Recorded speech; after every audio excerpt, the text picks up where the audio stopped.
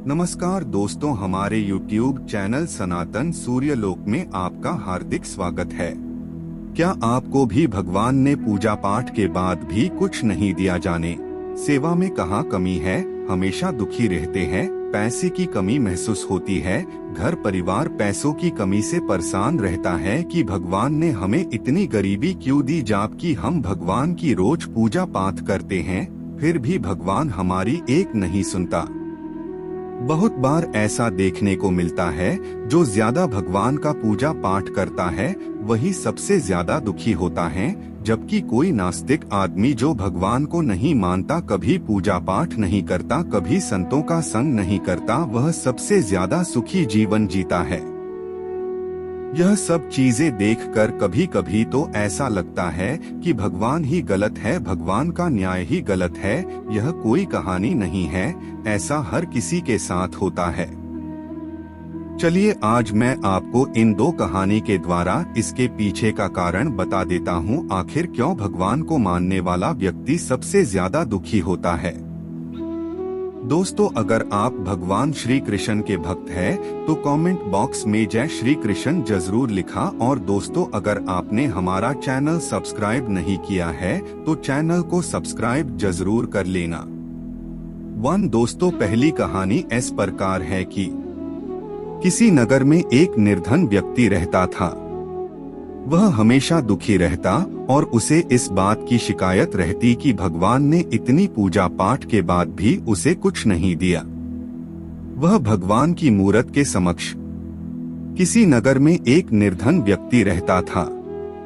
वह हमेशा दुखी रहता और उसे इस बात की शिकायत रहती कि भगवान ने इतनी पूजा पाठ के बाद भी उसे कुछ नहीं दिया। वह भगवान की मूरत के समक्ष अक्सर विनती करता, प्रभु, आखिर मेरी सेवा में कहाँ कमी है जो आप मेरी सुध नहीं लेते? मैं अपने आसपास देखता हूँ तो मुझे सभी लोग सुखी नजर आते हैं, फिर भला मैं ही अकेला दुखी क्यों हूँ? क्या मेरी सारी जिंदगी इसी तरह दुख और कष्ट में गुजर जाएगी? आखिरकार एक दिन भगवान को उस पर दया आ गई। वे उसके सामने प्रकट हुए और बोले, वत्स, तुम मुझसे क्या चाहते हो? वह व्यक्ति बोला, प्रभु, दूसरों की तरह मैं सुख और उन्नति चाहता हूँ। यह सुनकर भगवान ने कहा, वत्स, व्यक्ति की सुख शांति और उन्नति उसके कर्मों व व्यवहार पर निर्भर है। तुम्हें लगता है कि तुम्हारे पड़ोसी सुखी हैं और तुम दुखी, तो लो मैं तुम्हें 2 थैले देता हूँ। इनमें से एक थैले में तुम्हारे पड़ोसियों की बुराइयां भरी हैं। उसे तुम पीठ पर लाद लेना और सदैव उसका मुख बंद रखना, न खुद देखना और न दूसरों को दिखाना। दूसरे थैले में तुम्हारे दोष और खामियां भरी हैं। उसे अपने सामने की ओर लटका लो और बार बार खोलकर देखते रहना। इससे तुम्हें अपने दोष दूर करने में मदद मिलेगी। यह कहकर भगवान अंतर्ध्यान हो गए। व्यक्ति ने दोनों थैले उठाए और वापस चल पड़ा, लेकिन उससे एक भूल हो गई। उसने अपनी बुराइयों का थैला पीठ पर लाद लिया और उसका मुंह कसकर बंद कर दिया तथा अपने पड़ोसियों की बुराइयों से भरा थैला सामने की ओर लटका लिया। वह उसका मुंह खोलकर बार बार देखता रहता और दूसरों को भी दिखाता रहता। इससे उसने जो वरदान मांगे थे वे भी उल्टे हो गए। वह व्यक्ति उन्नति की बजाय अवनति करने लगा और उसकी अशांति व दुख भी बढ़ गए। दूसरों की बुराइयां दिखाने की वजह से सब लोग उसे बुरा बताने लगे। यदि व्यक्ति अपनी यह भूल सुधार लेता तो उसकी उन्नति होती और सुख शांति मिलती।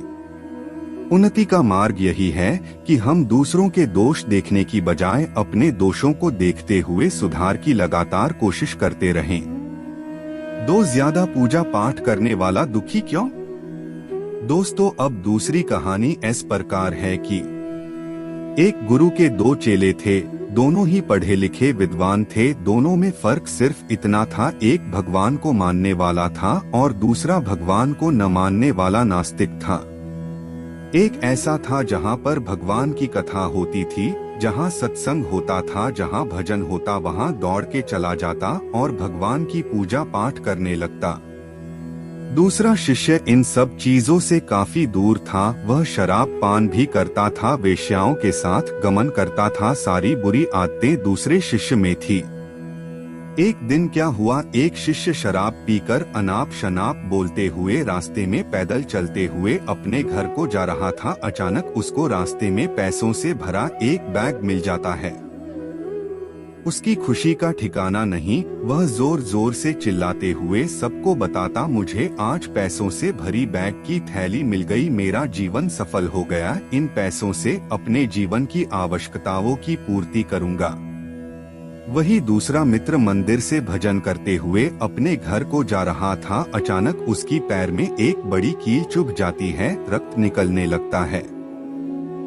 ठीक उसी समय दूसरा शिष्य भी वही पहुंचता है और हंसते हुए उसको बोलने लगता है, क्यों तुम ही हो ना जो सबसे ज्यादा पूजा पाठ करते हो, भगवान का भजन करते हो, क्या दिया तुम्हारे भगवान ने तुम्हें? मुझे देखो, मैं कभी मंदिर नहीं गया, मैंने कोई भी काम अच्छा नहीं किया, मेरे घर में भगवान का मंदिर भी नहीं है, मैंने कभी अपने घर में सत्यनारायण का कथा नहीं कराया, भगवान के सामने कभी माथा नहीं टेका, फिर भी मैं कितना संपन्न हूँ, अमीर हूँ, मेरे पास पैसों की कोई कमी नहीं है, सबसे ज्यादा सुखी जीवन में ही जी रहा हूँ।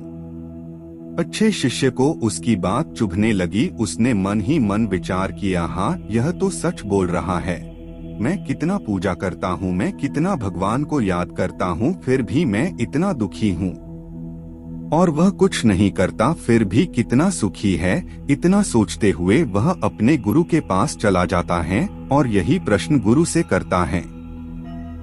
गुरुजी मुस्कुराते हुए बोले, भगवान जो करते हैं अच्छे के लिए ही करते हैं, जिसकी जैसी योग्यता होती है उसको उसी के अनुसार फल देते हैं।